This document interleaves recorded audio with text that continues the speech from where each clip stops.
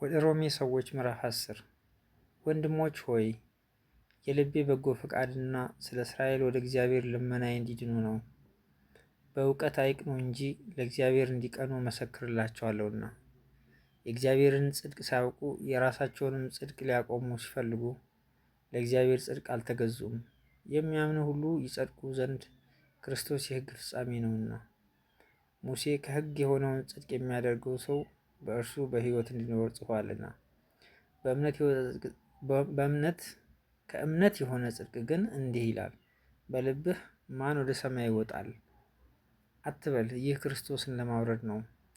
ወይም በልብህ ወደ ጥልቁ ማን ይወርዳል አትበል፣ ይህ ክርስቶስን ከሙታን ለማውጣት ነው። ነገር ግን ምን ይላል? በአፍህ በልብህም ሆኖ ቃሉ ቀርቦልሃል።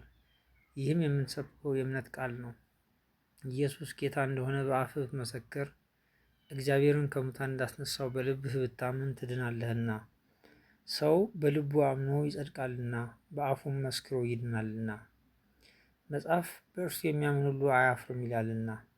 በአይሁዳዊና በግሪክ ሰው መካከል ልዩነት የለምና፣ አንዱ ጌታ የሁሉ ጌታ ነውና ለሚጠሩትም ሁሉ ባለጠጋ ነው። የጌታን ስም የሚጠራ ሁሉ ይድናልና። እንግዲህ ያላመኑበትን እንዴት አድርገው ይጠሩታል? ባልሰሙትስ እንዴት ያምናሉ? ያለ ሰባኪስ እንዴት ይሰማሉ?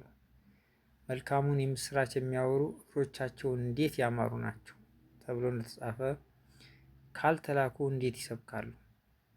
ነገር ግን ሁሉ ለምስራቹ ቃል አልታዘዙም።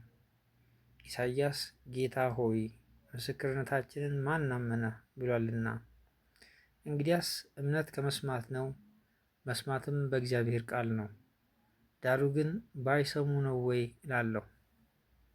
በእውነት ድምፃቸው በምድር ሁሉ ላይ ቃላቸውም እስከ ዓለም ዳርቻ ወጣ። ነገር ግን እስራኤል ባያውቁ ነው ወይ እላለሁ። ሙሴ አስቀድሞ እኔ ሕዝብ በማይሆነው አስቀናችኋለሁ፣ በማያስተውልም ሕዝብ አስቆጣችኋለሁ ብለዋል። ኢሳይያስም ደፍሮ ላልፈለጉኝ ተገኘሁ፣ ላልጠየቁኝም ተገለጥሁ አለ። ስለ እስራኤል ግን ቀኑን ሁሉ ወደማይታዘዝና ወደሚቃወም ሕዝብ እጆቼን ዘረጋሁ ይላል።